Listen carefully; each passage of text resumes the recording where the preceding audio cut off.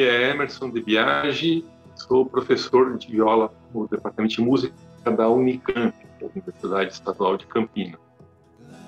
A viola, para mim, é um instrumento, né? Eu sou músico e a melhor maneira que eu encontrei para expressar minha musicalidade foi através da viola. Então, a viola é a ferramenta que eu uso, né, para fazer a música que eu sinto dentro de mim e me comunicar.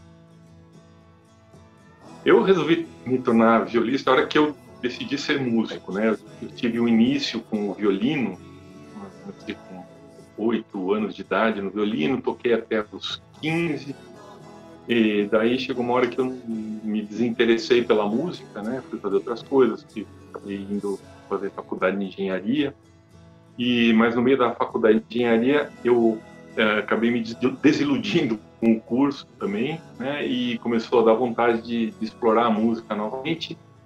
E nessa volta, aí eu já tinha uma inclinação pela viola. A minha professora de violino, a Lola Benda, sempre falava que eu devia tocar viola, etc. E eu resolvi fazer uma experiência e realmente o contato com a viola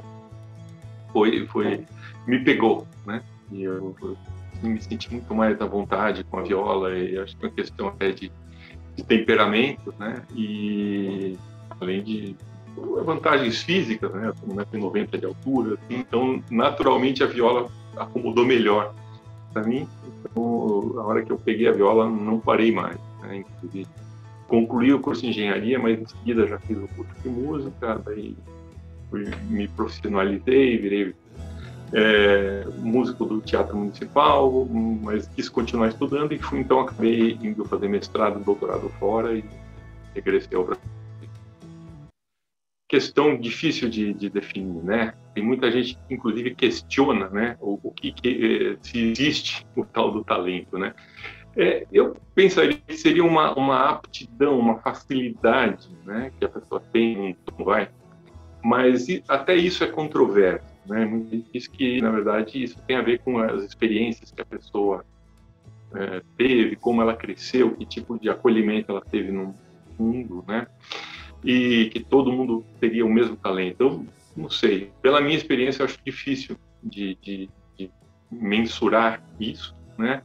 E eu sempre enxergo nos alunos duas questões. Tem o talento e tem a vocação. A vocação é aquilo que a pessoa gostar muito de estudar, né? O talento seria a facilidade natural e a vocação seria justamente o prazer que a pessoa sente em fazer aquilo. Então, às vezes tem gente muito talentosa, mas que não tem a vocação. Então, de uma certa maneira, é um desperdício do talento, né? E, por outro lado, às vezes você tem gente menos talentosa, mas com muita vocação, que adora aquilo, adora estudar, adora ficar explorando e às vezes vão mais longe do que uma pessoa muito talentosa, né? Então, lógico que o ideal é quando você pega um aluno que combina as duas questões, né? O talento e a vocação. Aí esses aí, num futuro realmente muito brilhante, né? Ou pelo menos costumam deslanchar mais, né? Mas, enfim, são também características e qualidades que não são absolutas. Eu tenho talento ou não tenho talento, eu tenho vocação. Cada um tem num certo grau, né? E o ideal é a gente perceber também nos alunos a proporção que cada um tem dessas qualidades, né? E enfatizar e dar uma força naquilo que está faltando, né? Motivar também. A relação com o professor é essencial, né? A vocação se aprende, o talento também.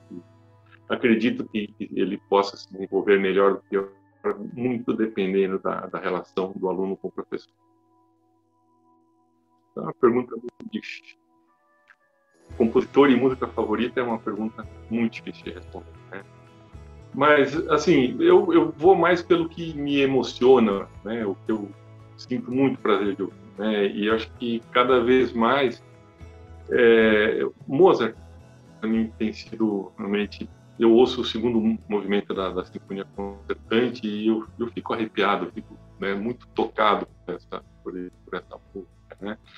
E assim como eu ouço trechos de quartetos do Beethoven, né, ou suítes de Bach, né, uma coisa que a gente sempre toca, tem momentos sublimes em toda essa produção, né? Mas estaria com esses três clássicos aí, principalmente, e eu ouço uma quarta de Mahler também, que foi funcionado em algum momento, muito difícil, Brahms. Olha, como eu respondi numa das primeiras perguntas, provavelmente eu seria engenheiro, né? Eu tenho um prazer em entender como as coisas funcionam, como, né, os mecanismos, etc. Então, eu sempre tive uma inclinação para essa área da engenharia, né, do entender o funcionamento das coisas, que, de uma certa maneira, eu procuro trazer também para a música e para o aprendizado, para o ensino do instrumento. Né? Entender o que funciona, por que funciona, qual o fator físico por trás, né? Mas eu acho que seria engenharia. Realização profissional é difícil a gente... Né? Então, eu dividiria em duas partes. Né? Eu acho que o fato de eu ter conseguido fazer bastante música de qualidade, né, em vários grupamentos, isso sempre me deu muito prazer, né, desde tocar em boas orquestras, momentos de fazer solo, né, etc. Mas cada vez mais eu penso que hoje em dia o que me dá satisfação é ver de uma certa maneira que eu contribuí para formar muita gente. Eu vejo alunos meus, ex-alunos meus, em posições muito bacanas, né, dando aula em universidades, e assim, dá uma sensação boa, realmente, de realização, né, de ter formado muita gente. Então, como profissional, lógico, momentos muito importantes, fazendo solos, tocando música de câmara de alto nível com vários grupos, né, isso é a essência, né? Mas eu diria que quando eu iniciei minha carreira de músico, eu pensava muito mais em ser um grande intérprete, né? Ou, dentro das minhas possibilidades, né? Começar tudo mais tarde, etc. Mas eu acho que como carreira, né? Eu acho que talvez a minha maior contribuição realmente tenha sido formar a gente, né? E ainda continuo formando. A minha rotina de estudos hoje em dia é meio caótica, mas felizmente esse período, né, tudo tem seu lado bom, esse período da pandemia me permitiu retomar muita coisa, né? Então, na minha rotina, quando eu consigo manter uma regularidade, basicamente eu começo com um aquecimento, então eu faço algum aquecimento mesmo, assim, desde corda solta, som filé, posicionando a mão esquerda, mudanças de posição, né, que eu vou ampliando, de próxima, ficar mais longe, tem umas rotinas aí. Daí eu vou para algum estudo, em geral, alguns dos Kreuzers que eu gosto muito de usar para aquecimento, aquele número 3, eu vou verificando a afinação das terças, das quartas lá. Eu gosto muito do número 24 das oitavas para colocar a forma de mão no lugar, né? Gosto do 10 também, né? Também eu vou comparando a afinação entre 500 cordas. Então, geralmente eu pego algum exercício desses. Para o arco, em geral, eu faço junto com, por exemplo, o moto perpétuo do Paganini. Eu faço aquela primeira parte, eu vou variando, começo com staccato, depois eu vou fazendo duas ligadas, duas para cima, depois duas ligadas vai e vem no staccato, e na repetição daí eu faço tudo no sautier. Então, terminando isso aí que leva uns 15, 20 minutos, assim, eu sinto que eu estou pronto para encarar o repertório, né? Então, depois desse aquecimento, quando eu tenho mais tempo, aí sim eu incluo escala também. Fiz muita escala em várias épocas da vida, mas hoje em dia eu faço menos, eu faço essa técnica concentrada nesses estudos aí do Kreutzer, que com certeza tem arpejo, tem escala, tem tudo, né? E aí para o repertório, também gosto, quando eu tenho mais tempo, de tocar por exemplo, uma suíte, né? Eu vou percorrendo ao longo da semana as 6 suítes do Bach. Para mim, me dá uma sensação muito boa, né? Então, fazer uma suíte inteira, né?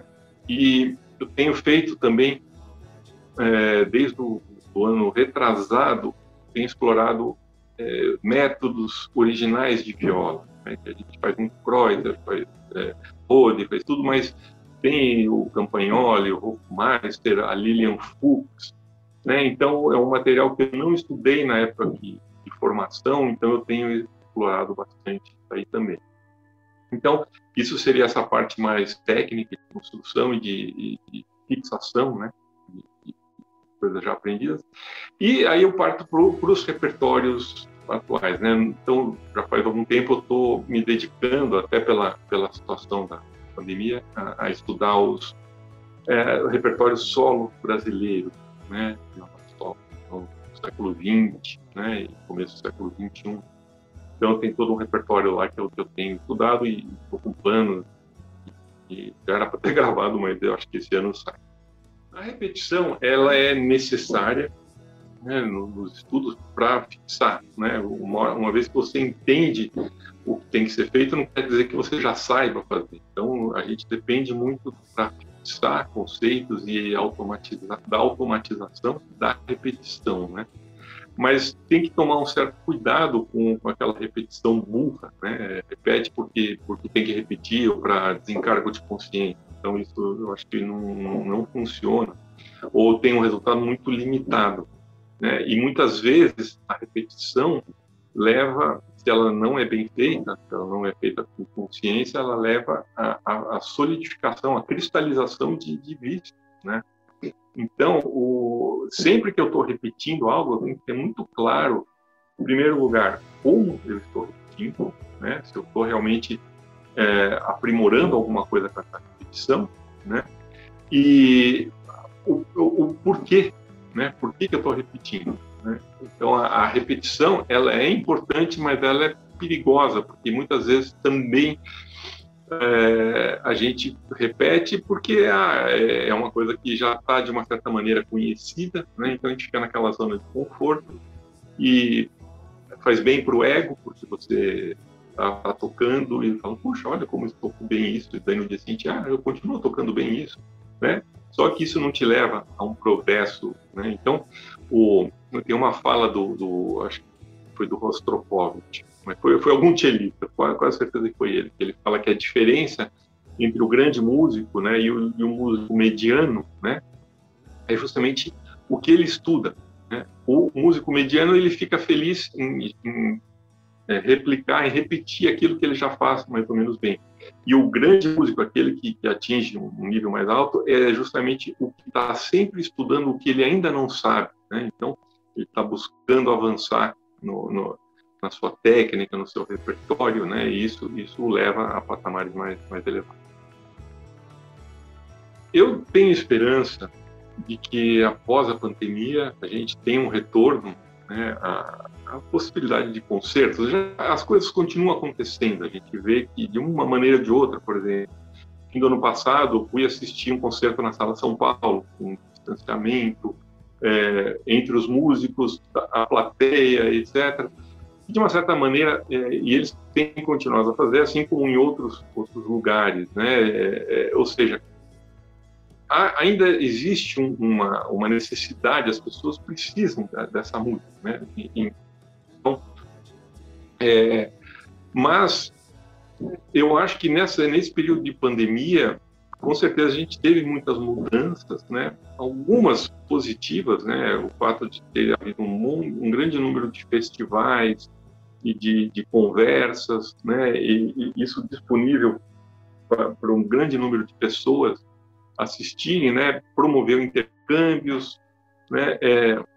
Agora, como a música clássica, como profissão, não é de hoje, né? Ela vem enfrentando muitos desafios, né?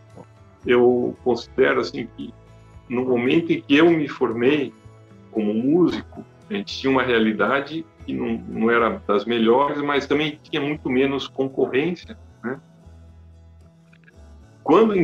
No período em que eu tive a maior parte da minha carreira profissional, teve uma grande melhora na carreira de músico, né? E hoje em dia eu vejo uma regressão forte também, né? Vagas em orquestras, possibilidade, e muito mais gente competindo, né?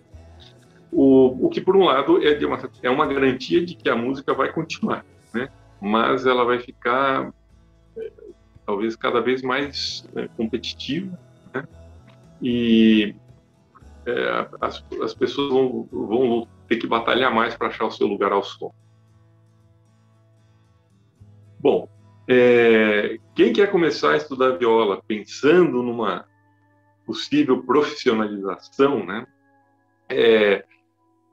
Primeiro tem que ter consciência dessa realidade que eu falei na última resposta aí, né? Que realmente não é uma profissão fácil, né? E não imagino que vá facilitar ou ficar mais fácil daqui para frente, pelo contrário, né?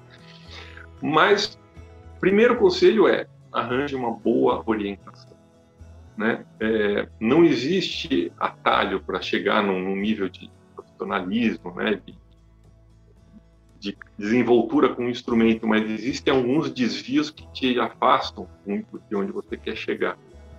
Então, o principal conselho seria justamente busque uma boa orientação, pesquise bastante, né, o que existe, e tem muitas ferramentas, né, você tem muito material disponível para pesquisa na internet, né, talvez até demais, e um dos grandes desafios é que é fácil para alguém que está iniciando ficar perdido, né, com tanta possibilidade. Então, aí que entra uma orientação confiável, né, para ajudar a selecionar, dentro de todo esse material disponível, né, o que realmente vai ajudar, ou o que é o momento adequado para se experimentar, né, para você não colocar o carro na frente dos bois, né, acontece bastante. Mas, principalmente, buscar uma orientação que seja parceira, né? Que ajude, que tenha competência, lógico, né?